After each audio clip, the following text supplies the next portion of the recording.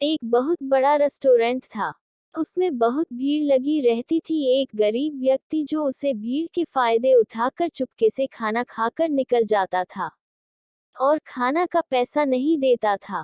ये दृश्य एक आदमी देख रहा था। वह आदमी सोच रहा था कि यह आदमी रोज खाना खाकर बिना पैसे दिए हुए यहाँ से चला जाता है और किसी को पता भी नहीं चलता है। वह आदमी सोचा कि मैं इसकी जानकारी इस रेस्टोरेंट की मालिक को दूं।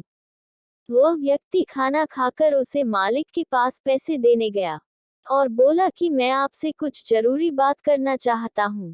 मालिक बोला, मैं थोड़ा बिजी हूँ, आप थोड़ी देर रुक जाए। वह व्यक्ति रुका रहा। जब मालिक उससे पूछा कि आप बताओ क्या जरूरी बात है, उसे आदमी ने बोला, मैं यहाँ रोज देखती हूँ कि एक व्यक्ति इस भीड़ का फायदा उठाकर आपके यहाँ रोज खाना खाकर बिना पैसे दिए हुए निकल जाता है।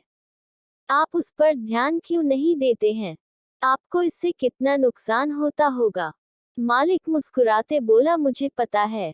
उसने आचार्य से बोला, अगर आपको पता है तो आप ऐसे उसे क्यों जाने देते हैं?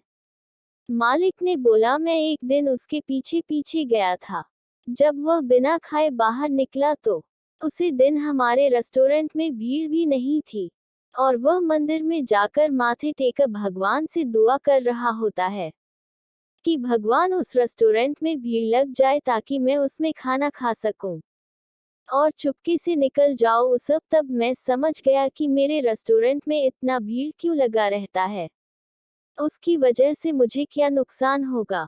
मैं उसे नहीं खिलाता बल्कि उसकी वजह से मैं खा रहा हूँ, क्योंकि उसकी ही दुआ की वजह से मेरे रेस्टोरेंट में भीड़ लगी रहती है। वह व्यक्ति समझ चुका था कि मालिक क्या कहना चाह रहा था। हमें यह जरूर समझना चाहिए कि हम किसी को नहीं खिलाते हैं। पता नहीं किसकी दुआ की वजह से हम खा रहे होते हैं, क्योंकि दुआ में बहुत ताकत होती है।